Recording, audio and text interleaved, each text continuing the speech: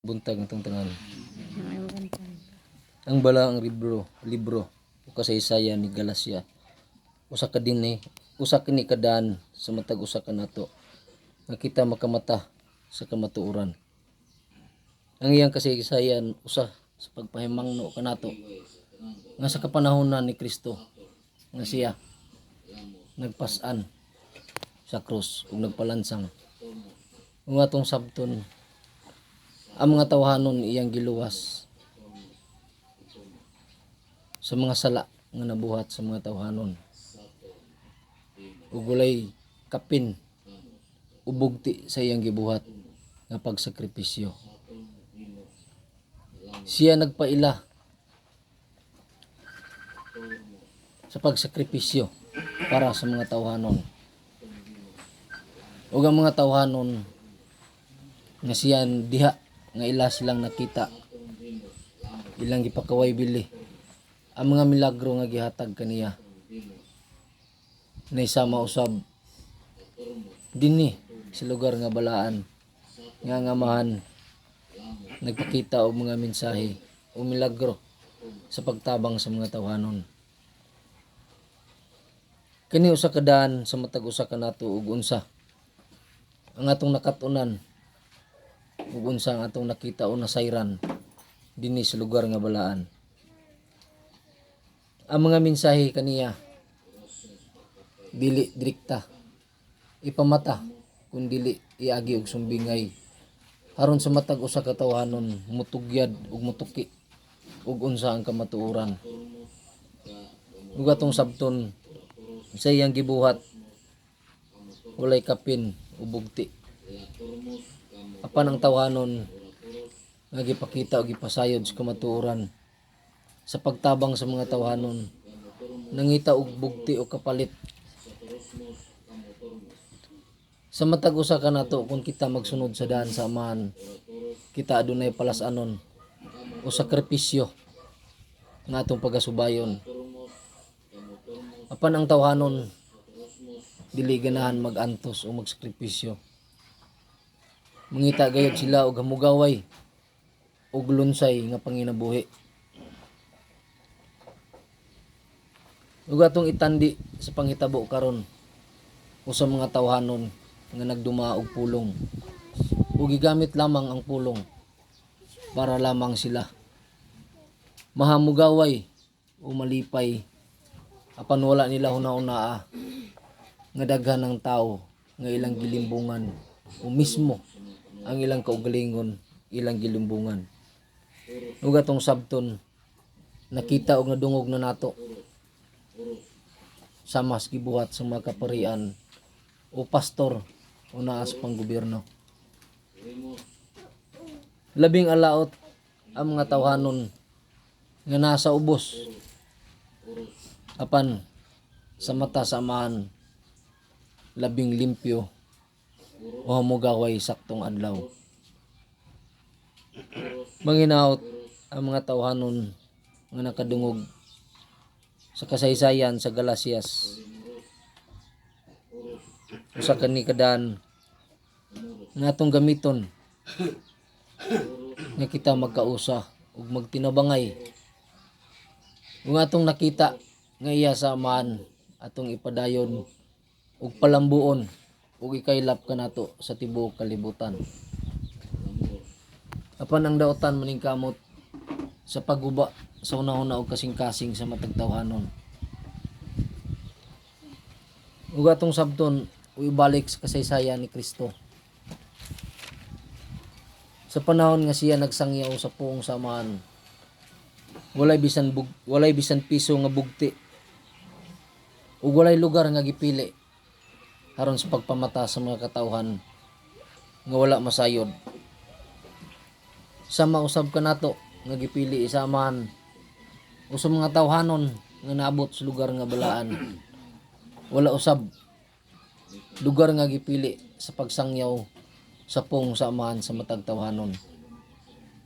Dili nato tipigan ang kamatuoran kun dili atong ipamata sa mga katawhan aron ang mga tawhanon nga wala masayod sila masayod ug sila makamata nga sa ilang gitumban lapas na. Unaw-unaw na to sa makadaghan nga sa iyang pagbuhat siya wala magpatuo magsangyaw nga siya pagatuhuan. Sa iyang pagsangyaw wala niya giangkon ang mga mensahe. Ug inyong sabton mga tawhanon, ang pari ug ang pastor unaas pang gobyerno o kagamhanan hawd sila mosultis kamatuoran.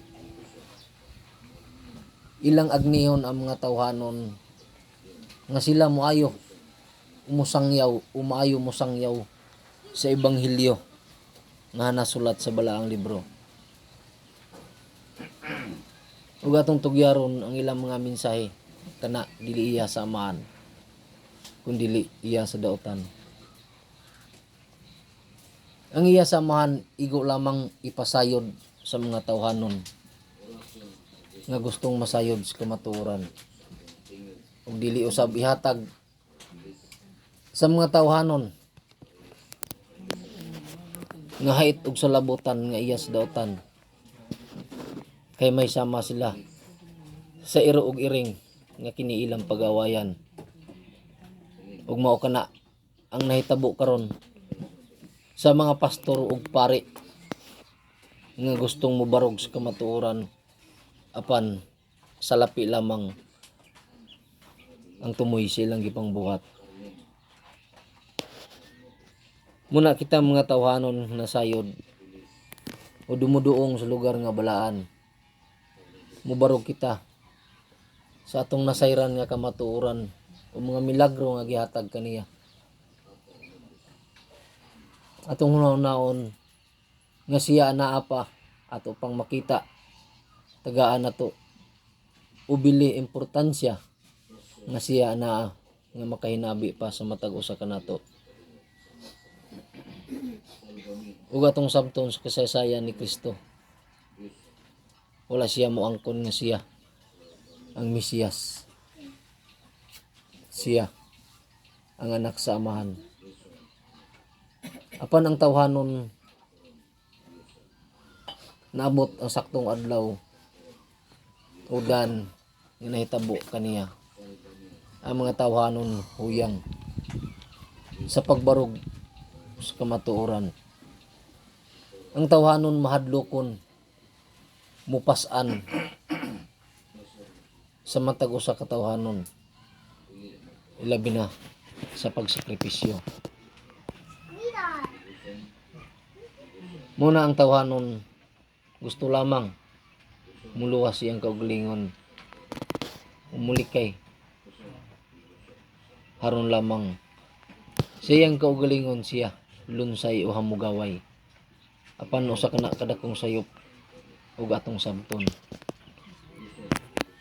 Si Kristo iyang gipas-an ang tanan nga minugna sa amahan dinis kalibutan haron lamang masabtan ug matugyad sa mga tawhanon ngayon ana unta ang atong pagasundon. Ang atong hulagway gikuha sama sa hulagway sa amahan o anak. Wala usab kalainan nga mao usab unta ang atong mga binuhatan. Apan ang daotan gitugutan sa amahan ug unsa kalig-on ang mga tawhanon nga iyang minugna dinis kalibutan. Apan kung kita lamang hugot ang atong pagtuo ug pagsalig ug kalig-on kita makabarog ug dili mahisama sa usa ka pundok sa kawayan nga ugasa ang hangin tuwa gasabay-sabay. Mathon nato ang atong mga mata ug kuhaon nato ang sakpong sa atong dulunggan haron kita mamulat o makamatas kamatuoran. Una-una kaninyo mga tawhanon nga nakadungog nining mga mensahe usa kini kadaan sa matag usa ka nato nga kita masayod na ug makamata na sa kamatuoran.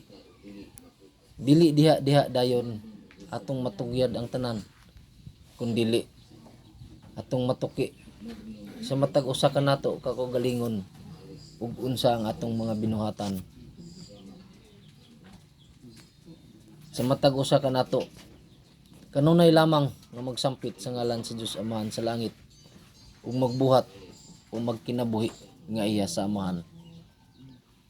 Dili nato hakpon ang dili nato mahakop ug dili nato kabuton ang dili makabot. Kaya ang tanan nakasulat na ug unsa ang daan ng atong pagatumban.